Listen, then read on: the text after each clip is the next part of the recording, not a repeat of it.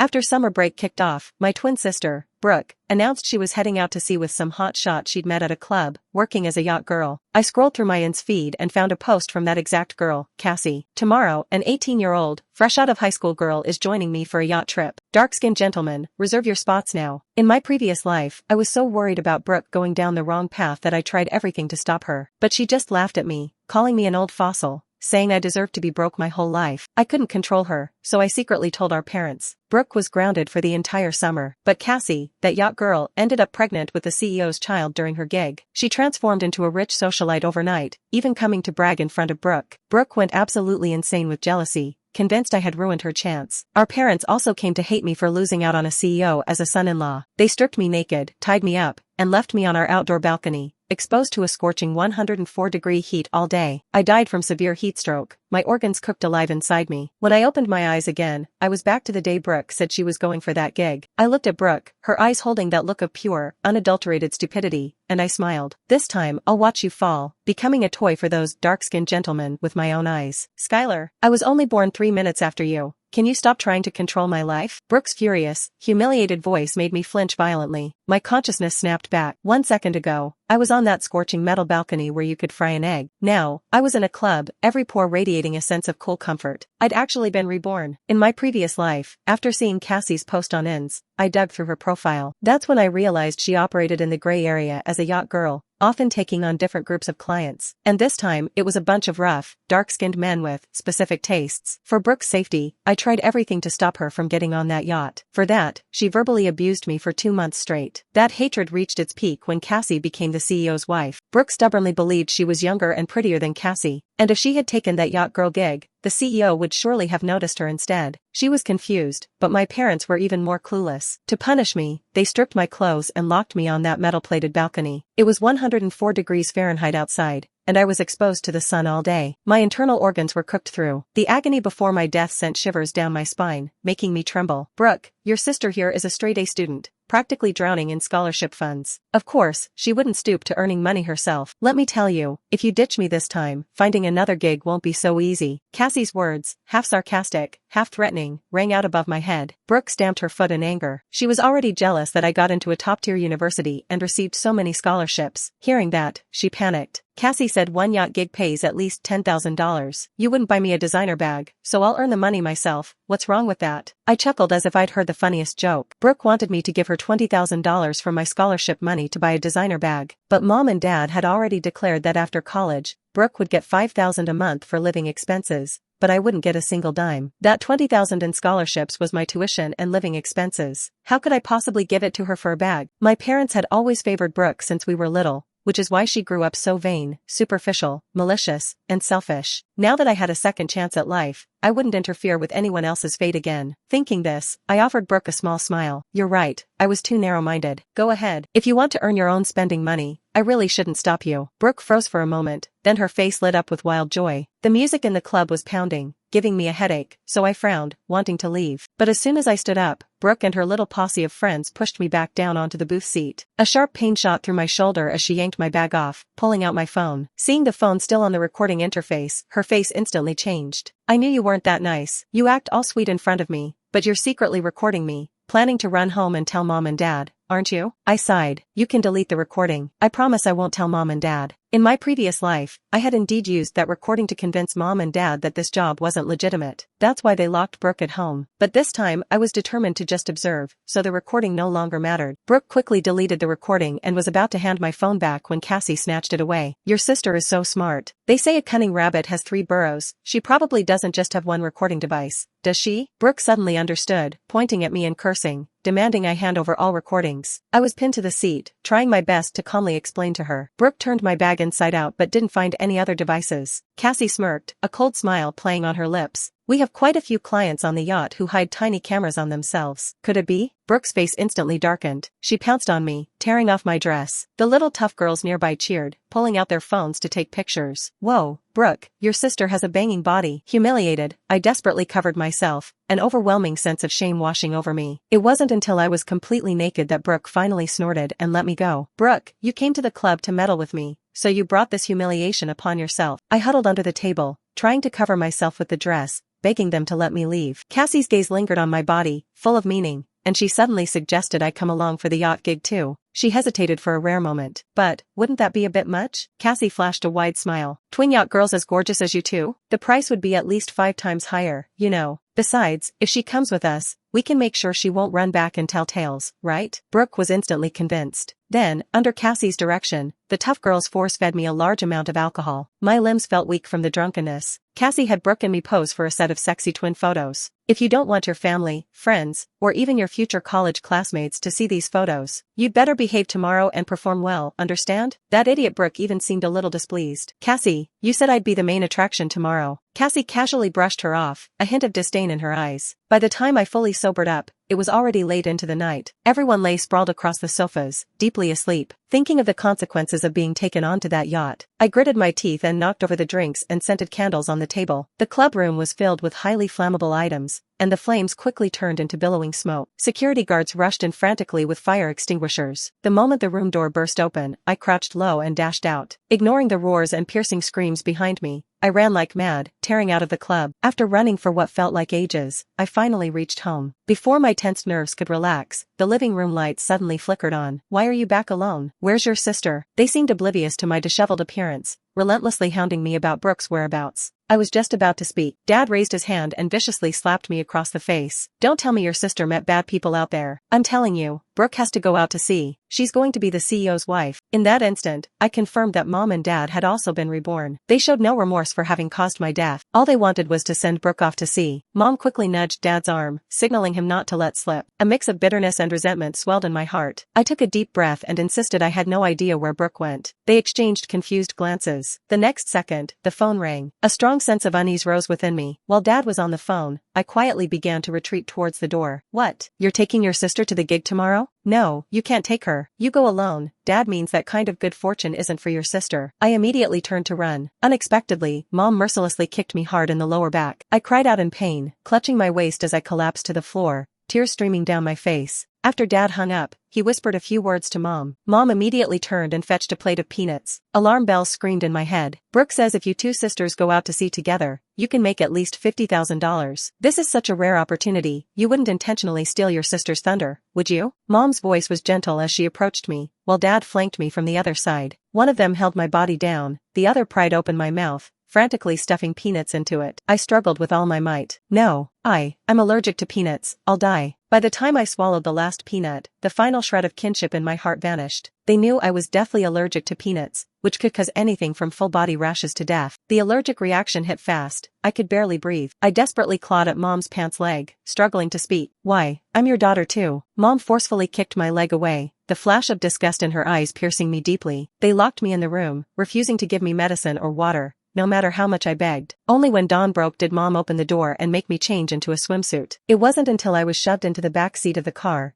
and Mom and Dad squeezed in after me, that I realized they actually intended to come out to sea with us. Watching them excitedly fantasize about becoming the CEO's in-laws, I couldn't help but turn my head, a cold sneer playing on my lips. They still didn't know that in my past life, Cassie wasn't actually chosen by the CEO. She got pregnant after this particular yacht trip, which attracted a group of men with peculiar tastes. She took on jobs day and night, earning a lot of money, but her body simply couldn't handle it. So, she set her sights on Brooke, trying to trick her into working with her again. My parents and Brooke were so blinded by wealth that they couldn't even see through such a clumsy lie. They were still dreaming of becoming the CEO's wife. When we got out of the car, Cassie saw me covered in red rashes and frowned deeply. She furiously slapped Mom. Who told you to mess her up like this? If this ghastly appearance scares off the clients, can you afford to pay for it? Either fix her, or give me back my money. Mom and Dad were stunned by the sudden turn of events. They stammered for a long time, repeatedly promising that if I took allergy medicine, I'd recover in half an hour. After much pleading, Cassie finally agreed to let me board the extremely luxurious super yacht. Dad glanced back at me, saying haughtily,